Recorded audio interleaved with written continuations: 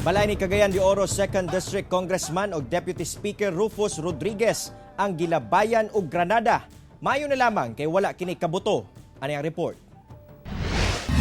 Nabulabog ang panimalay sa pamilyang Rodriguez sa 12 Corner 30th Street, Barangay Nazareth, Cagayan de Oro City. Banda alauna sa kadlawon, di ang gilabayan kini og granada.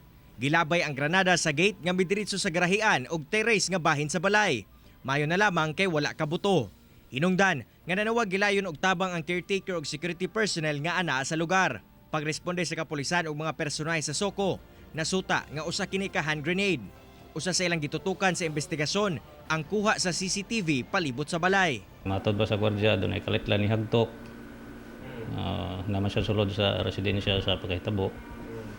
Dayon doon nalay nakita din ang granada nga tuwa dito na kita niya. So atong pagkatinuon dili na to walaon pug kanang anggulo.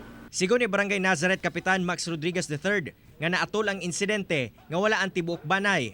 Nabilin lamang ang caretaker og security personnel. Wala usab kuno sila nadawat nga death threat. I hope and we wish for a better Cagayan de Oro kay dili man na pwede inana na through violence na pamaagi. Ang insidente nakaabot na sab kang Congressman Rodriguez kinsa ana karon sa kauluhan tungod sa iyahang trabaho. Gikondena niini ang pagpanghulga sa iyang pamilya.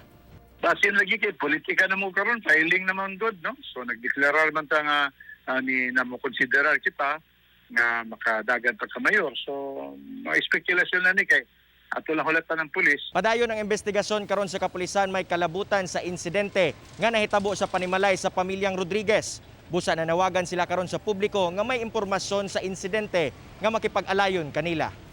Kauban si Makoy Sempron sa kamera. Ako, si Cyril Chavez para sa One Mindanao.